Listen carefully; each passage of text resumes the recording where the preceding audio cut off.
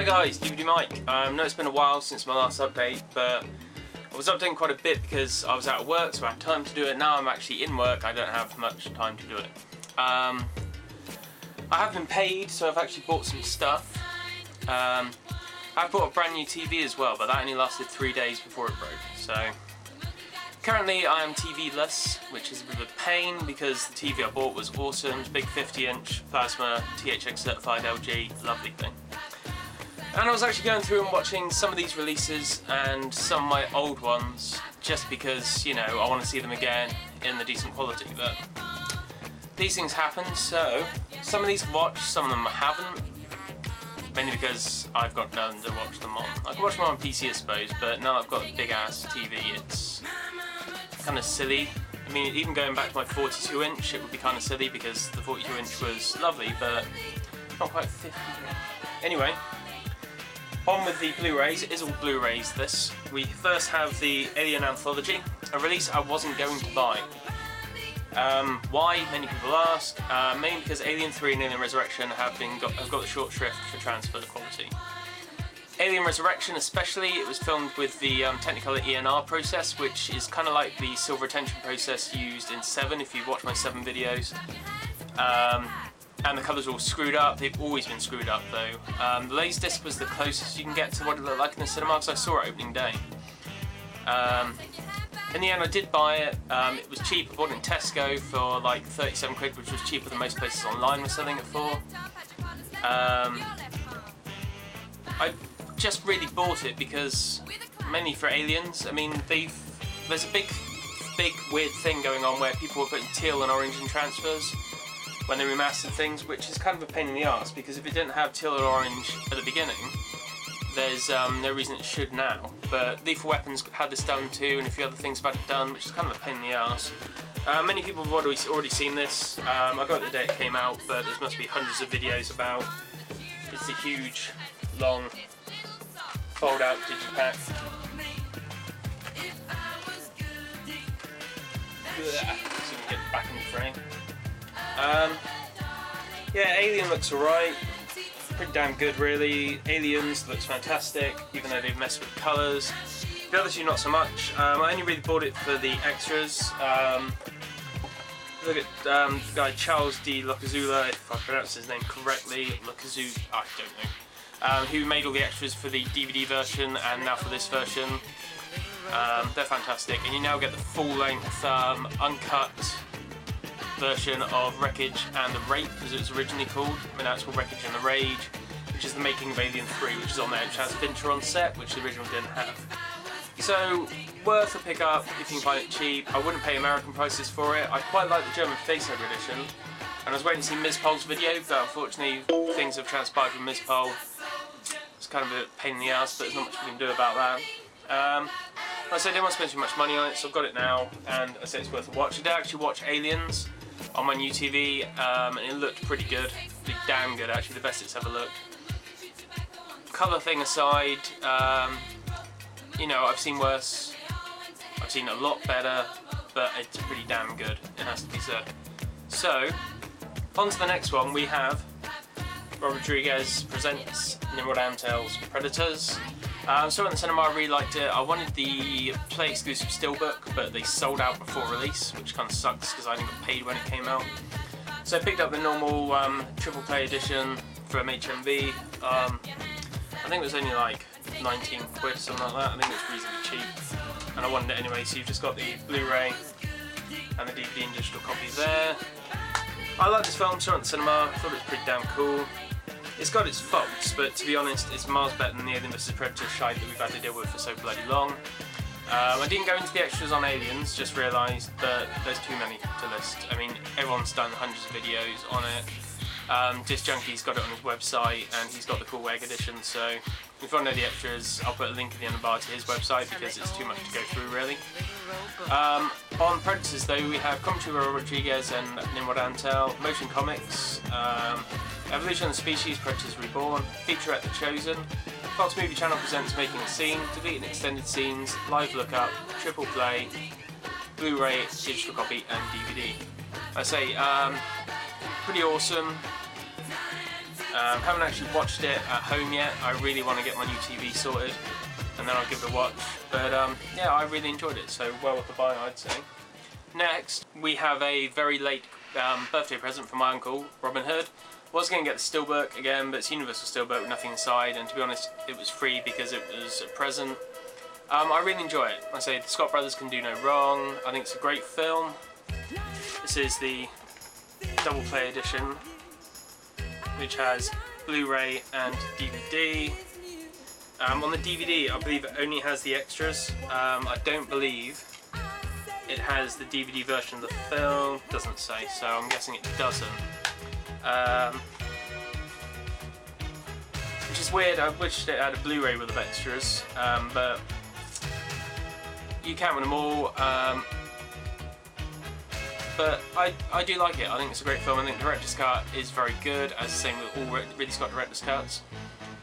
So we have on disc 1 the Blu-ray, Director's Notebook HD, Art of Nottingham HD, and Pocket Blue, which is quite cool. If you've got an iPhone or an iPod Touch or whatever, it's well worth trying the app because I think it's really cool. You can control it with your phone. It unlocks extra features.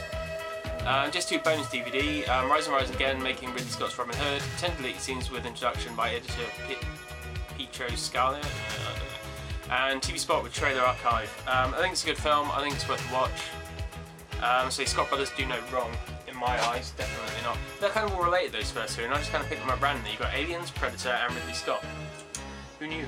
And also related, on a weird way, is the Teal and Orange Fest, which is the Lethal Weapon collection. Lethal Weapon, I got halfway through these before my TV died. I watched Lethal Weapon 1 and 2. Lethal Weapon 1 looks fantastic. Lethal Weapon 2 looks a bit soft and filtered like most Warner releases. They've both had recolours and retouch-ups, and they do look a bit blue and a bit orange, which is kind of a pain in the ass, but so that'll be what it can do.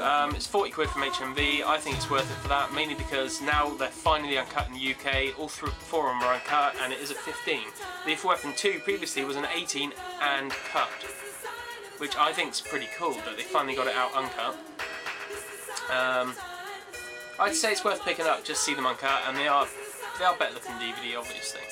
On Lethal Weapon we have commentary by Richard Donner, theatrical trailer, honeymoon suite video, and additional scenes. Lethal Weapon 2 we have commentary by director Richard Donner, theatrical trailer, vintage featurette, stunts in action, additional scenes. Lethal Weapon 3, commentary by Richard Donner, theatrical trailer, Sting and Eric Clapton is probably me music video, additional scenes. And Lethal Weapon 4, commentary by Richard Donner and key creative team members, theatrical trailer, documentary Pure Lethal, new angles, and new scenes, explosive outtakes. There's also a 5th disc, which is Psycho Pension, Genesis of Lethal Weapon, a family affair bringing Lethal Weapon to life, pull on the trigger, expand the world of Lethal Weapon, and maximum impact, the legacy of Lethal Weapon. So I think it's pretty cool. I mean, if you buy them separately, you're not going to get the extra disc, plus the fact that, like I say, they are uncut. So you have Lethal Weapon 1, 2, 3, 4, and the bonus disc. Yeah, so I think you can get them separate in Australia. I would recommend avoiding the single disc releases of 1 and 2. They didn't look good, and number 2 is cut in the UK. Plus, even the American one had really bad aliasing on it because it was from 1080i master, not a 1080p master. These are all remastered and much better looking. So if you want Lethal Weapon, go for that set. I would recommend it. 40 quid, tenner a movie plus the bonus disc. You can't argue with that for the quality. I mean, it's a bit tealy and a bit orangey, but I'd say it's much better than other dross that's out there, so well worth a pick up on that one. Next we have one that I actually had before it was released in America. Normally if I have something released early, put a video up and I get a huge amount of views, but because it's working and I don't have time to do it, we have Scott Pilgrim vs. the World. This is the American release. I've only just found out there's a UK Steelbook coming out. Pain in the arse, but if I've got money when it comes out I might buy it again. Mainly because digital copy won't work in this country, and I couldn't get the online stuff to work. When you buy this, you get a free streaming version of Tremors or Chronicles of Riddick. And since Tremors is a DNR fest, I wouldn't mind getting it for free. Couldn't make it work on Pocket Blue or on online, but that could be because this wasn't out at the time when I tried it. I got it a week early, so kind of a pain. We have a nice slipcase with like a holographic look on it. Inside we have Blu-ray there, and the DVD version as well. The digital copy isn't on the DVD. On the DVD, all you get is the DVD, basically, the DVD version of the film.